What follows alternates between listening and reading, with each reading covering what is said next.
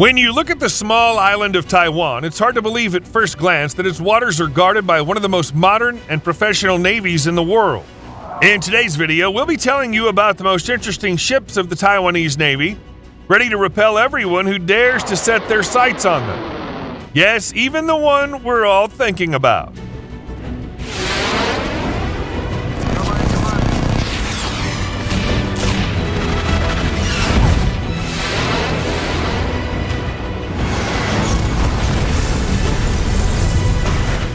Let's start with the destroyers. Taiwan's 4 active Keelung-class destroyers have come a long way in defending the island. They were originally ordered in 1973 by the last Shah of Iran for service in the Persian Gulf as an air defense force. However, during the Iranian Revolution of 1978 to 1979, the Shah was overthrown, and the U.S. Navy soon included these vessels in its own fleet as the Kidd class. The ships received powerful air conditioning systems and other features that made them an excellent solution for hot climates. That's why they were used by the U.S. military, mainly in the Middle East. In the early 2000s, the Sea Titans were sold to Taiwan for $732 million, where they became the Keelung class after a seaport in northern Taiwan, and were given new names: Keelung, Suao, Suying, and Makong after local military ports.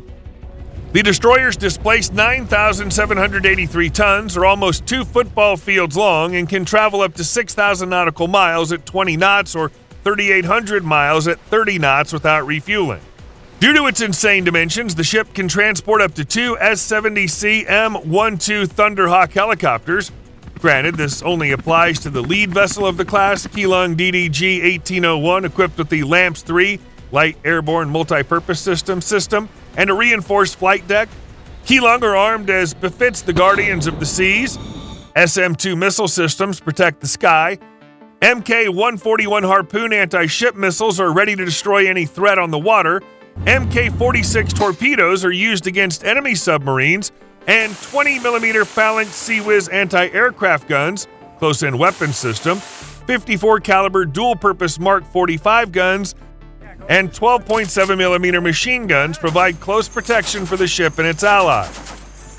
In addition to the destroyers, the Taiwan Navy fleet is strengthened by 8 Chenkung-class frigates, which are one of the most important ships in the island's naval forces. The Chenkung were based on the long-hull version of the American Oliver Hazard Perry-class frigates as part of the Kwanghua 1 project, which arose as a result of the renewed relations between the Republic of China and the United States during the reign of the 40th U.S. President Ronald Reagan. The agreement included the transfer of a license to Taiwan to build frigates during the 1990s.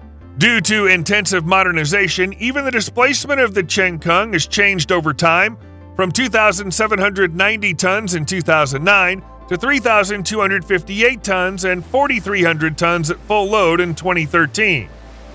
They're not far behind destroyers in size, reaching 455 feet and 45 feet in width. These military hulks are propelled by 2 General Motors LM2500 gas turbines and 2 720 horsepower, 540 kilowatt auxiliary power units. They also allow ships to travel up to 5,000 nautical miles at a speed of 18 knots or less at a maximum speed of 29 knots.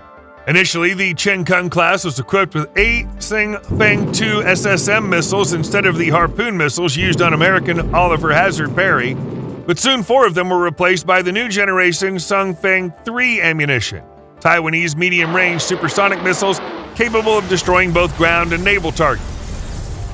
For air defense, the frigates were equipped with SM-1 anti-aircraft missiles with improved rocket engines and active homing heads capable of hitting air targets at a distance of up to 28 miles.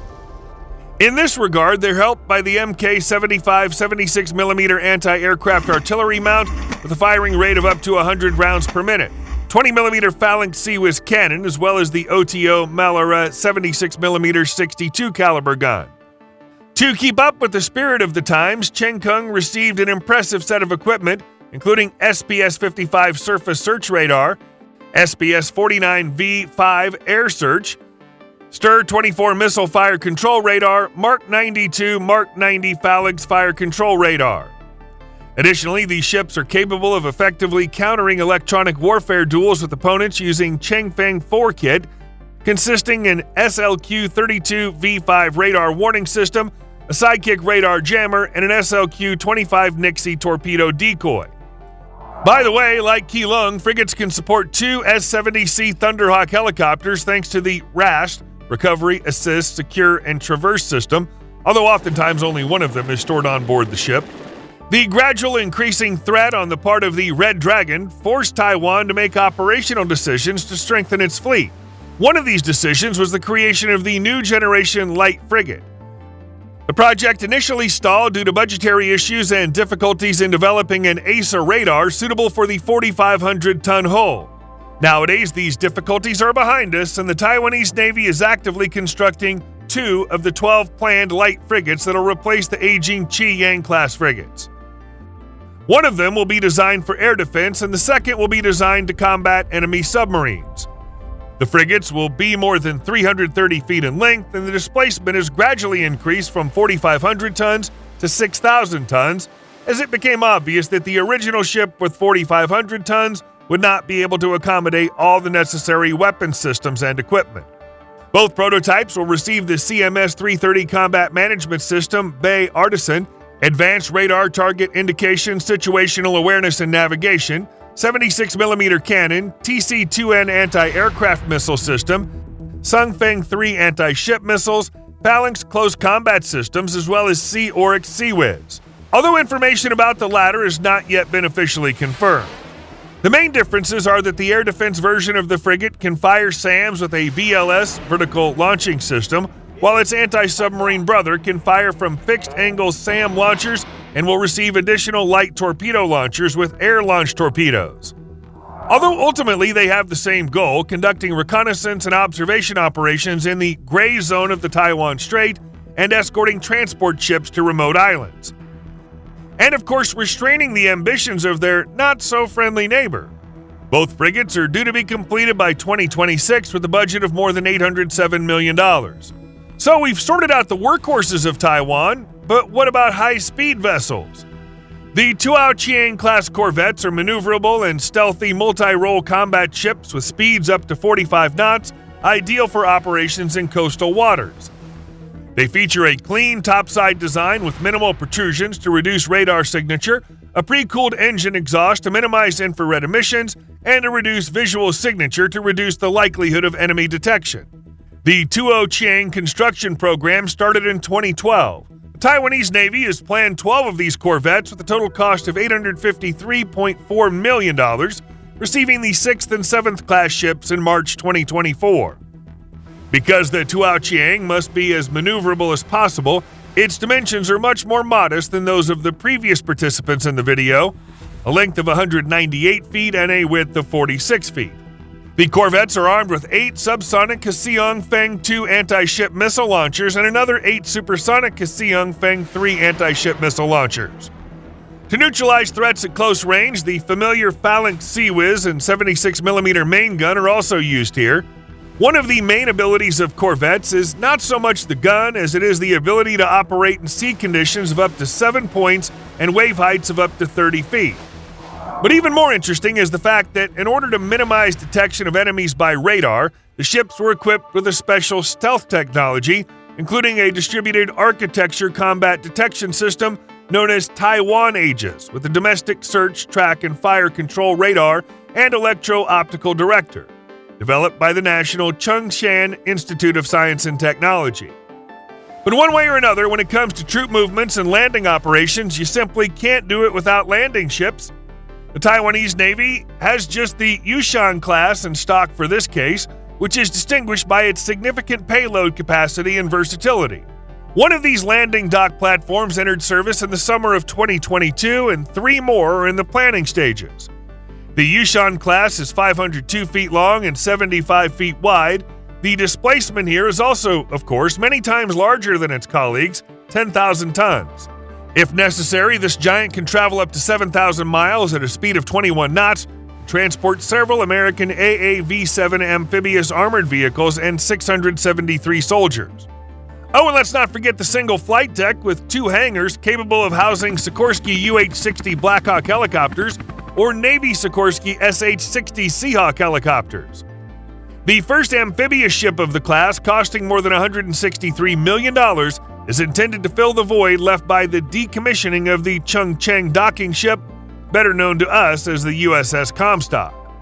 The second vessel of the Yushan class will replace the Suhai, originally known as the USS Pensacola, but since 1999 joined the Taiwanese Navy under a new name. Yushan is well armed for a landing platform. Here we have two 76mm OTO Malara cannons, two 20mm T-75 cannons, two Phalanx Sea-Wiz, and four modular missile launchers with either 16 Hsiung Feng-2 surface-to-surface missiles or 32 Haiqian surface-to-surface missiles air missiles. All of them receive the function of reducing radar signature and additional protection against electromagnetic pulses. Although it is of course unlikely that anyone will be able to hide such a giant, unlike the same Tuo Chiang-class corvettes, almost no large-scale naval battle of our time can do without the use of submarines. Knowing this very well, in 2023, Taiwan launched its first homemade submarine, the Haikun. Since the early 2000s, Taiwan has sought to acquire new submarines to bolster its aging submarine fleet, which consisted of two Hai Long-class submarines built by the Dutch in the 1980s and two Guppy, Greater Underwater Propulsion Power Program submarines, built in the United States. But it was only by 2014 that Taiwan decided to move away from looking for foreign options, concentrating on creating a domestic diesel-electric submarine. Thus, in 2016, CSBC Corporation formed a submarine development center to track the progress of the National Defense Submarine Program, codenamed Haichang. And 2 years later, Donald Trump approved the transfer of technology that allowed Taiwan to build its own submarines. Japan also assisted Taiwanese allies in the development of the Haikun class. Rumor has it that a Japanese team of retired Mitsubishi and Kawasaki Heavy Industries engineers was involved in the project and provided technical support. The design of the vessel was borrowed from the Dutch Zwaardvis-class submarines, which is not surprising since Taiwan has successfully used submarines of this class for many years, renaming them Hai Long. The Haikun features a hybrid design of double single hull with a light outer hull and replaces the usual cross-shaped control surface of Zwaardvis submarines with a more common X-form type rudders, reminiscent of those used by Japan in their Soryu-class submarines.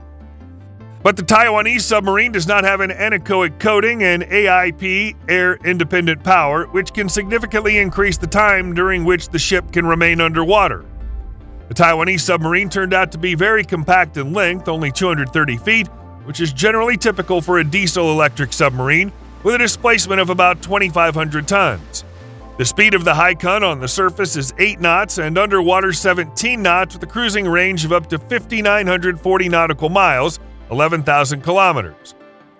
In total, the Taiwanese Navy intends to acquire 8 such submarines under an initial contract with CSBC Corporation worth $3.3 billion, with projected cost of up to $10 billion for all vessels of the class. Of course, during such an important development, PRC would certainly be interested in the details regarding the creation of Taiwanese submarines, so to ensure safety, personnel working on the project were prohibited from traveling or transiting through Macau or Hong Kong, as well as traveling to mainland China. Although in the end, one of the politicians was publicly accused of trying to interfere with the program by providing information about it to the PRC, the only thing in which Taiwan is still losing to China is the size of its fleet. On the other hand, the war in Ukraine once again proves that quantity does not always trump quality. Now it's your turn to tell us which Taiwanese Navy ship interests you the most. If you enjoyed the video, please leave a like, subscribe to the channel, and hit that notification bell for more content like today's. Thanks for watching, and we'll see you in the next one.